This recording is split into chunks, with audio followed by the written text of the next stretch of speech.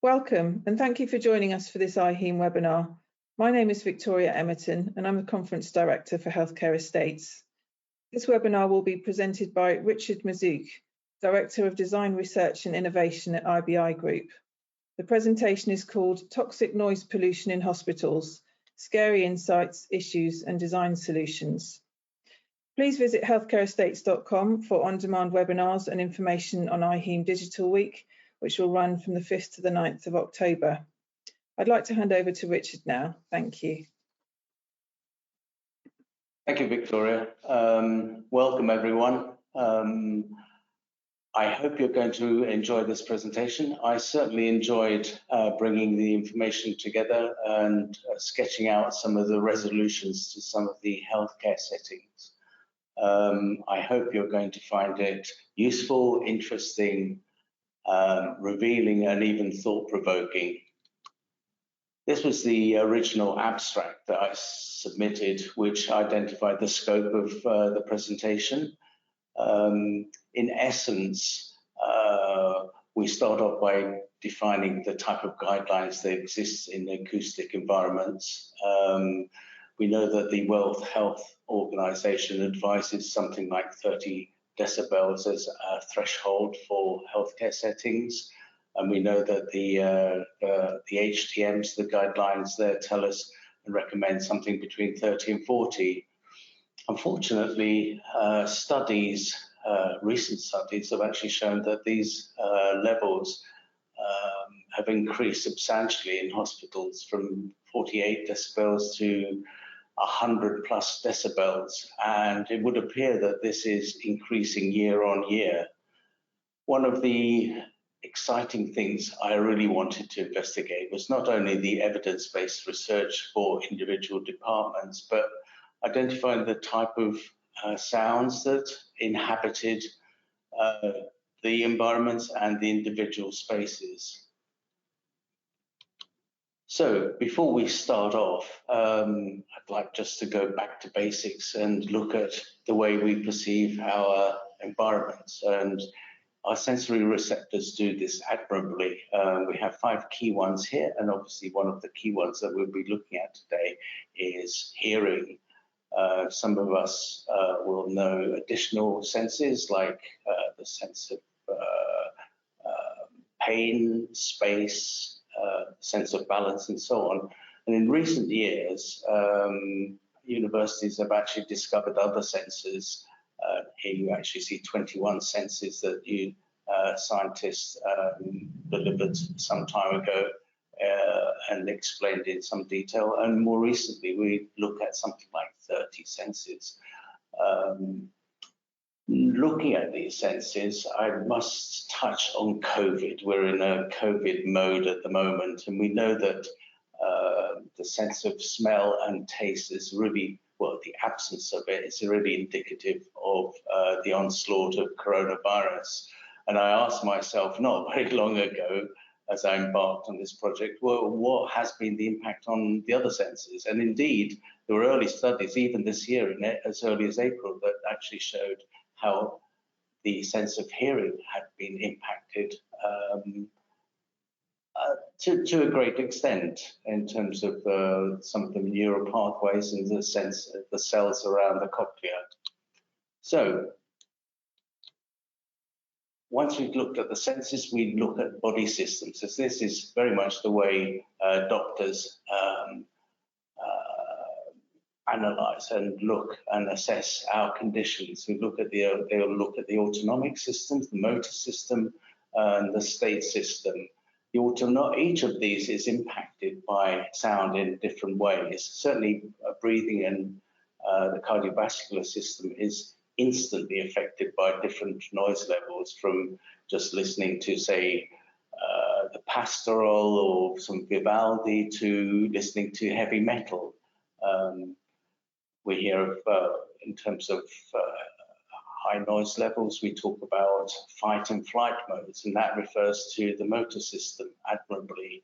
And then we talk about, one looks at the state systems, and sound really does impact greatly on sleep, the way we sleep, and rapid eye movements and so on. which are ways of repairing the body.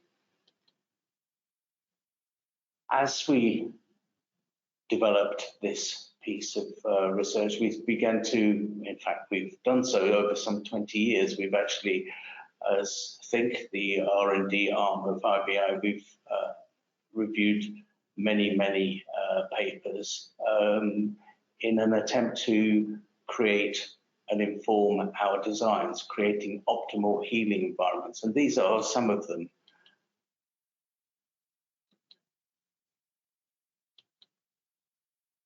Also, and this is an exercise, that exercise continues every day and informs our designs.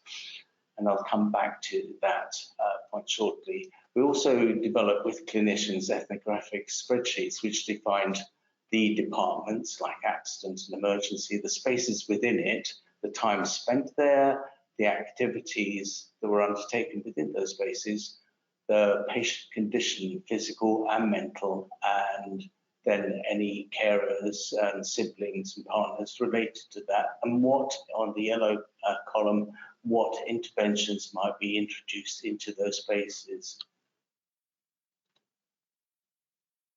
We distilled the research, the best of the research that really came up with some really positive outcomes and reduced risk and so on. And you can actually see some of the interventions. We have the patient group to the left and the research to the right, and the interventions and outcomes in that central column.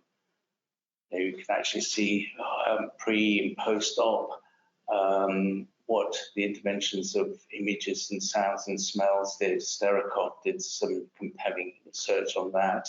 The introduction of music into spaces, into reducing periods of labour.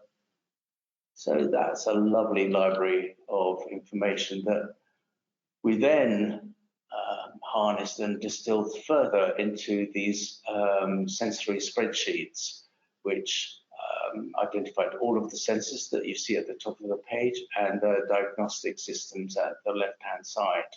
Those little crosses identify specific pieces of research. One colour refers to patients, and the other colour, the blue, refers to staff and clinical impact on clinical staff. So in a perfect world, we were trying to achieve a perfect design prescription, one that ameliorates every day with more and more information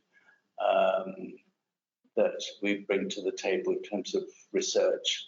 So this would inform key departments like A&E or maternity, down to single rooms and spaces, and ultimately down to individual patients. So sound falls into two categories, really. We have pleasant sounds, and what the pleasant sounds do, they actually impact on us physiologically. They help the body release dopamines, serotonins, what we call feel-good drugs. They affect the limbic system, the hippocampus, the emotional core in the brain. They release sensations of pleasures, and as I've mentioned, one of the wonderful things that it does, it impacts on the amount of analgesic used or levels of anesthetic use, especially on high-risk patient groups, lowers blood pressure and accelerates some of the healing processes. On the other hand, we have unpleasant sounds, noise, toxic sounds. They increase cholesterol levels, cortisol, noradrenaline. They also lower pain thresholds. They increase the need for medication. They keep the brain overstimulated.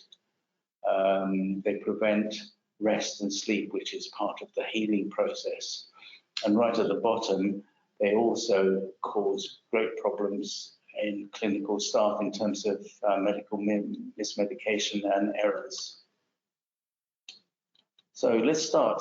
Essentially, hospitals are divided in three types of spaces: diagnostic spaces, treatment spaces, and recovery healing spaces.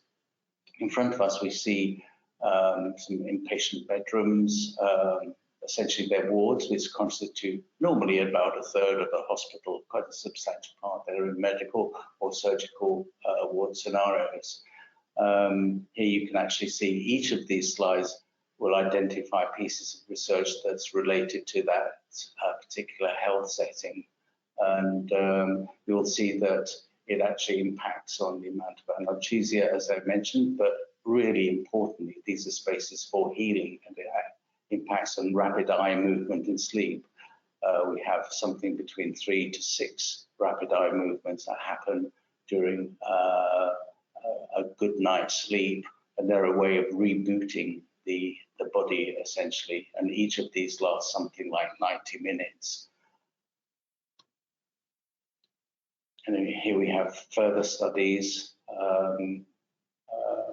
The lack of noise increases the administration of pain medication, which is a huge issue. You can imagine stays increasing, patient stays increasing in certain circumstances, and also creating elements of risk.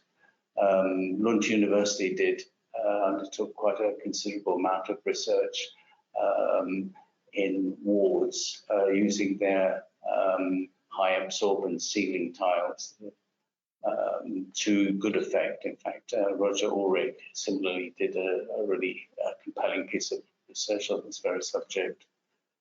These are some of the interventions. These are very basic interventions that one could actually use, but there are more sophisticated ones that I'll describe later on in the presentations, things like white sound or pink sound or noise cancellation, headphones and speakers.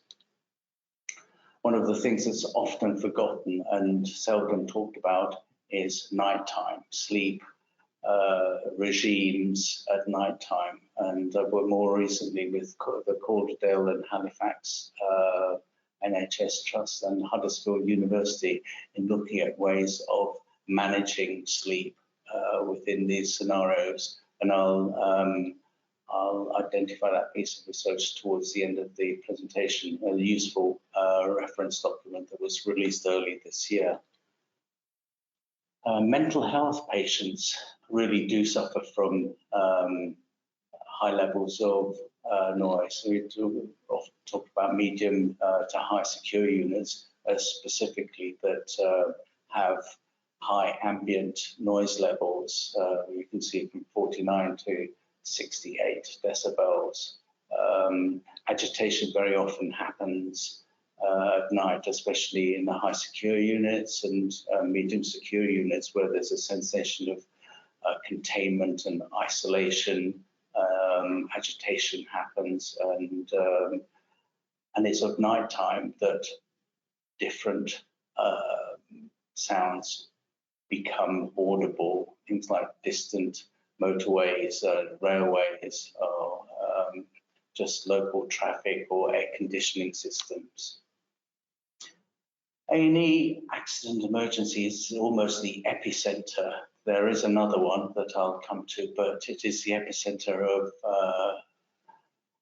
the noisiest core of the hospital, is where we actually have the sirens arriving with patients, heart trace monitors beeping and screaming, crying patients, shouting, arguing out in the waiting areas, and indeed physical violence, especially in the on Fridays, Saturdays in hospitals like St George's and King's and so forth. There are ways of actually dealing with it, and in terms of even changing the type of monitors. There's a lovely study being undertaken right now in Delft in the Netherlands that they're actually working with a manufacturer looking at changing the sounds of each of these monitors, so you have a visible alarms happening, as well as one or two chirps and tweets instead of the problem monitors that really create problems in themselves and in themselves create aggressive behavior.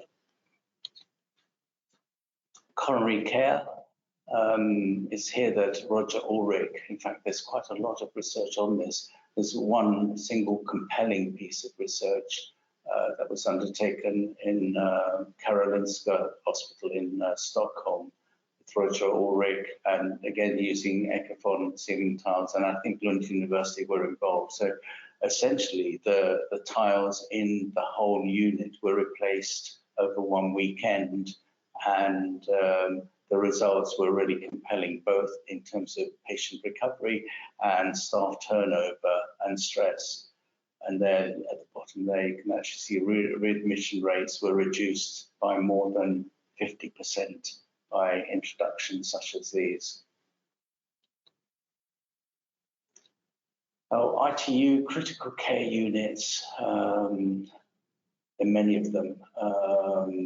They're very sensitive environments, and we enter a mode where we conflict between observation of patients, maximizing observation of patients, and attempting to create a cellular layout which contains issues and sounds. So it's very common now to begin to see new plans that reflect radial patterns, so that from a central nerve space one can actually clearly see across into the individual units. And this is more information advising at one time a lot of these spaces were just open with mobile screens and curtain dividers, and now it's much more common just to get individual cubicles for each of the patients. And then we have more and references again to high decibel rates and how this affects patients physiologically and psychologically, and that awful thing of error proneness, which is a real problem in some areas. So in theatres, I wasn't quite sure what I'd actually find here in terms of research, but clearly all the surfaces are hard surfaces. We have the sterile packs arriving, they're open, the forceps and heavy, just hard surfaces, and large teams working together create quite a substantial amount of noise. And for a patient who's partially anaesthetized, it can be quite scary. One of the things that we've not mentioned is structural noise, which is really important in these places, especially if we're undertaking keyhole surgery. The structural noise can occur from adjacent MRI units and CT scanners, perhaps, overhead plant, FM movement in and around some of these units. And we've had problems in one or two hospitals just on this very issue. Important to get a lot of the kit on mountings, reverberation mountings. And we have recovery, which is really important. And here are some of, I'm going to move at speed because I've got quite a lot of information to share with you, but you'll be able to review this material at your leisure. It will be available to all of you. So the important thing we discovered was that we could actually alter light and soundscape to get people to recover, be it first stage, second stage, or third stage recovery. We then come to a very hostile zone, and I mentioned that there was one area that might be worse than an A&E, and this would be the housing of MRI units and the likes. And here we worked on one particular project, and there you can actually see three types of CT MRIs. Essentially, is the 8-ton magnet that swings around that opening that causes a lot of the high decibels. It's equivalent to machine gun fire. We actually tried to, let's see, we just tried to correct some of these issues, and this is what we did. We worked with Ecbon to create baffles and bifold partitions that would absorb quite a lot of this sound to good effect. Chemotherapy, we enter this kingdom, an interesting kingdom. I knew that chemotherapy per se heightened the sensitivity of all of the senses in terms of taste, smell, and so forth, but didn't know that certain types of platinum therapy actually impacted and did quite a lot of damage to the hearing system per se. Again, a useful thing to remember and study some of these research documents well. Another discovery was that some 50% of orthopedic surgeons have hearing impairments. One wonders why. Well, essentially they spend their whole career in workshops using electric drills, bandsaws, hammers, and so forth. You can imagine the risk, especially to the anaesthetist, who actually has to be there constantly throughout a day with various surgeons attending various patients too. So his exposure is ultimate in each of these, in a 24-hour period. Renal dialysis patients will visit their hospital 3, 4, 5 times a week. Will spend 5, 6 hours a day in those spaces right next to a hemodialysis machine, which makes a considerable amount of noise at times. And they're the pumps that actually do that. The layout is actually very important in this scenario. It's important that we juxtapose and set off the dialysis machines in a way that adjacent areas don't suffer acoustically. In this particular layout, we radiused the unit so that noise was reflected away onto sound absorbent materials and baffles, and that's proved to be quite successful. And I will touch on this department further on in the presentation.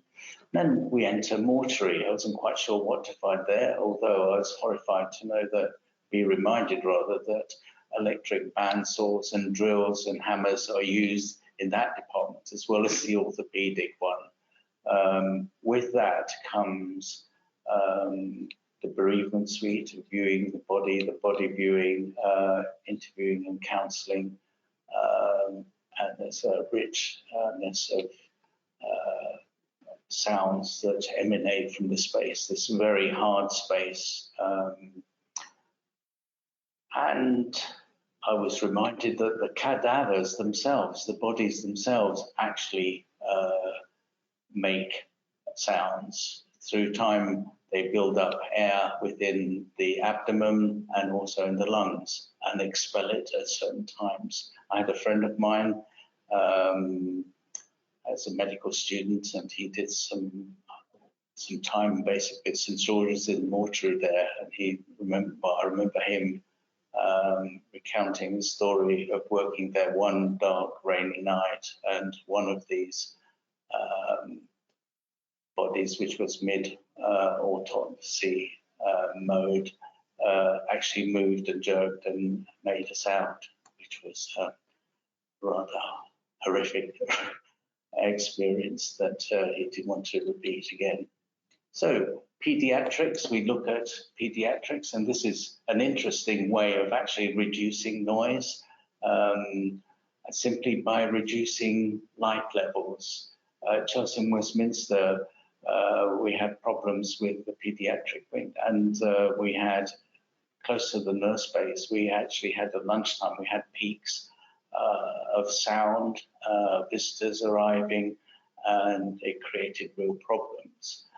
And remarkably, one of the real answers was simply to create a period of silence, which lasted an hour, basically. TVs were switched off, lights, dimmers were used to take the lights down. People simply move differently under different light levels, and hence they generate less noise or more noise depending on the light levels. Useful to know. NICUs I'll cover substantially later on in this presentation are vital. We do more damage to our neonates, preterm babies in some of these spaces than anywhere else. You can imagine the size of the auditory bones in the ear of a child that's only weighs only 4 pounds, say, and is in a bassinet.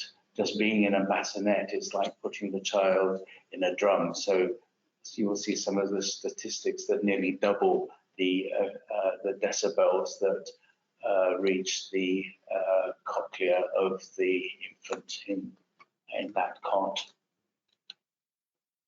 Breastfeeding, yes, small space. A mother's child can cry and a mother can lactate within an instant. It's remarkable. It really is remarkable, this tie between a child and a mother. I was told during pregnancy, a mother will begin to produce oxytocin, which eventually makes the mother much more sensitive to the needs of the child, hence this responsive and remarkable behavior. We have a look at pleasant sounds, music and nature. It's becoming really common to introduce music, background soundscapes into a lot of particularly aggressive reception areas, waiting areas, even in GP surgeries is common to find. A while ago, when I was working on the Royal London at Whitechapel, Vital Arts, who choreograph all of the artwork within the hospital, developed Vital Music with Catherine Jones, and they produced a CD with a selection of music that they played to all of their patients, and some of it was actually televised. So we have all sorts of videos of this happening on one or two of the BBC cuttings. We also, I seem to remember a surgeon, a neurosurgeon, playing the violin to good effect to his patients. I'm not quite sure the violin would actually cut the mustard with me, but there you go. It proved to be successful. So in surgical wards, lots of research on introducing white sound oceanscapes, which ameliorated sleep. We have all sorts of people under just post-op patients recovering from all sorts of interventions, including bronchoscopy, which has been recorded many times over. And here are some of those interventions. This was a very simple article that I drafted up a while ago in a medical journal related to impact of noise on patients and aggressive behavior and its analgesic effects or non-analgesic effects, lowering immune systems and so on. And I mentioned Dr. Rosalia Sterikoff from Chelsea and Westminster, who'd actually undertaken considerable seminal research in the in 2001 and beyond that's worth looking at. And these are more of those instances. The remarkable thing is that patients who listened to music during laceration repair had less pain and similarly reduced anxiety levels. There is a wonderful piece of research that actually shows how the body, the wounds recover quicker in these sorts of environments. The wounds have been monitored. There's a wonderful study in the stage that shows the repair of wounds, self-inflicted wounds by medical students, and how they're actually repaired within hours. There were some over 100% more white blood cells on the wound site than on the other group in the more toxic environments. When we come to coronary care, reduces stress. I was at St Thomas's going through a procedure, a stent procedure, and I remember quite clearly listening to Vivaldi and Respighi, both clearly beneficial to the team there, but also obviously to the patient and myself in that state. So more information on coronary care, artery bypass. So lots and lots of research, and all of this underpins the way we should design and informs the way we design these spaces.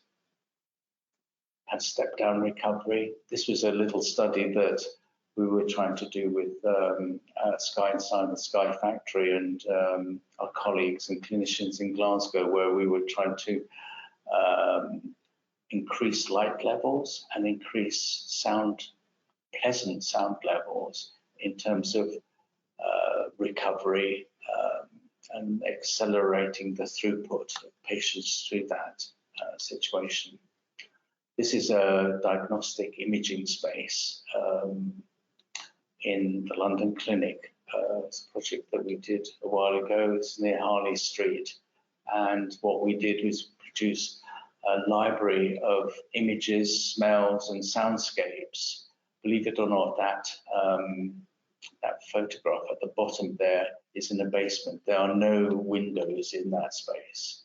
So it's wonderful to be able to choreograph such spaces to good effect. And it's wonderful to use such a library. Patients can choose their own, choreograph their own space during procedures.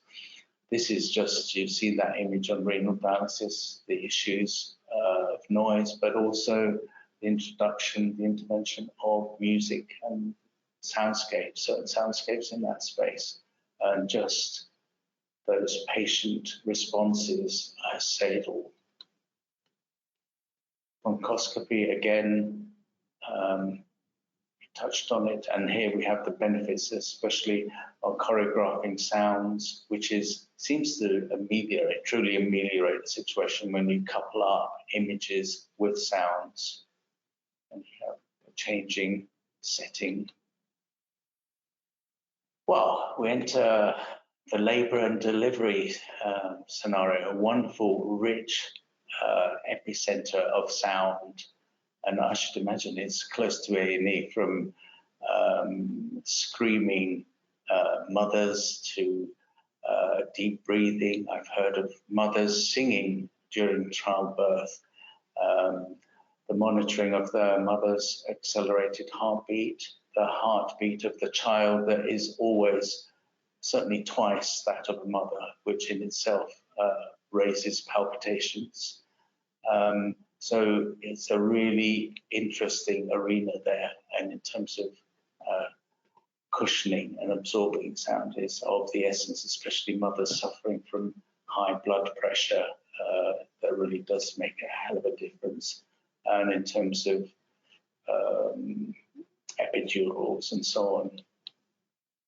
So basically here, the Australians have done quite a substantial amount of research and just introducing images and soundscapes. In this instance, what we did was also introduced a platform instead of a bed. We discovered that it was better for mums to deliver on something like that rather than a bed, a King's Fund bed. They felt that they had to perform the minute they walked into that was a space where they had to perform, whereas this was a much more casual way of actually engaging with childbirth. But not only that, it also produces a great sponge that can absorb a lot of those noises. So we talked about NICUs, and I'll come to that shortly because I have a little section related to that. And we can't leave out hospital call centres and hubs. I've actually been in those spaces and tried to listen to some of the conversations, and there have been problems. Not only the communication between, let's say, a growing elderly population and not understanding or being able to hear from one side to the other, but also now the impact of the employers working in those spaces and how that impacts on them individually. We end up with one of the quietest spaces in the hospital, the chapel, the multi-bed centre, a place of reflection and meditation. Before I finish, I'll just skip through this last bit, which is, I couldn't resist including it, which is cradle to old age. So I thought we'd just look at neonatal spaces, and it's quite interesting to see this is a space where we really have done damage in the past historically, and the levels of sound are horrific. New special care baby units and neonatal units have started to use traffic light systems, which identify and respond to visually to toxic noise, basically. So you can see in an instant where you've actually breached certain thresholds, and some of those figures are really quite horrific. Looking at all of the documents, one of the really compelling pieces of research came from somebody who's relatively famous in this field, and that's Stanley Craven. And he simply advised architects and designers to design NICUs. He said, in a certain way, he said, design a room like a womb. And I won't forget that. That's in terms of temperature, resonance, vestibular movement. It's everything. It tells you everything in a nutshell without going through endless detail. But at the moment, we've actually identified unpleasant sounds, and at the bottom there, you'll see permanent hearing impairment that's related to drug toxicity and excessive jaundice, but importantly, its impact of noise on the immature cochlea. Imagine how small those small bones are and what that baby experiences in a bassinet. A bassinet that's like a drum that doubles the number of decibels. I remember being at St Mary's at the NICU there, and Inga Warren showed me, said, just look at this. And one certain clinician that actually, pediatrician, that actually changed the soles of his shoes, and he walked towards one bassinet, and he's making much more noise than usual. And you could actually see all of the body systems change in front of you. The child's body system, the respiration, the heart rate, the blood pressure, all changed as that pediatrician approached the bassinet. These are some of the interventions, and you'll be able to review these at your leisure.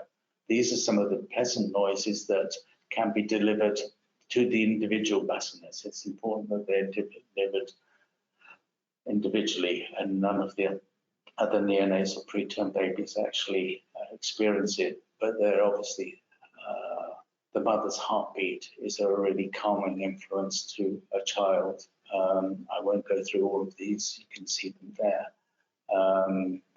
We have some other ones that NICUs worldwide have used. The one that I particularly like is, well, it's a story of, well, it's the EastEnders signature tune, which I remember Inga Warren mentioned. She said that one of the mothers said that her baby just went totally silent when that music came on. She could be screaming all day, but the moment that she heard that music, everything stopped. And that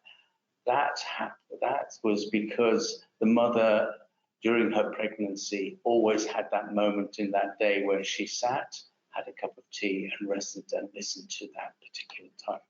Well, that that program. No problem.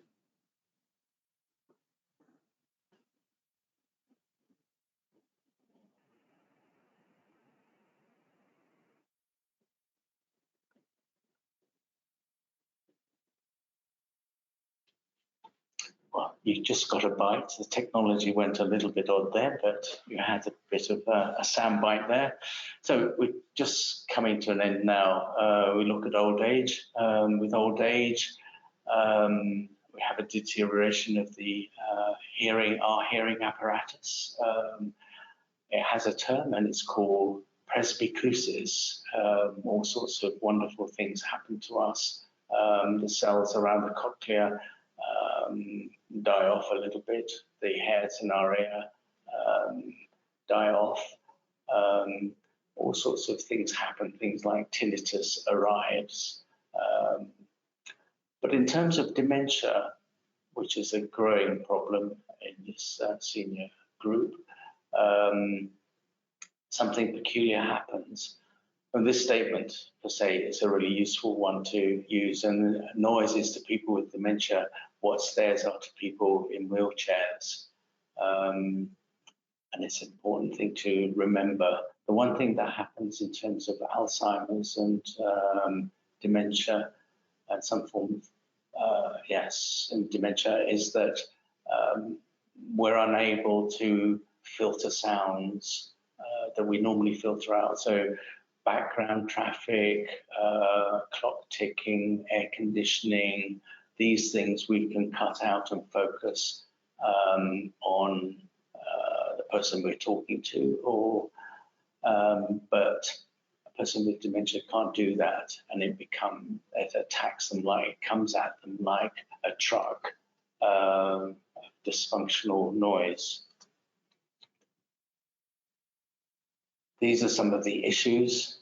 Showering, for instance, is a real problem, and it can be corrected. Things like vacuum cleaners can be a problem.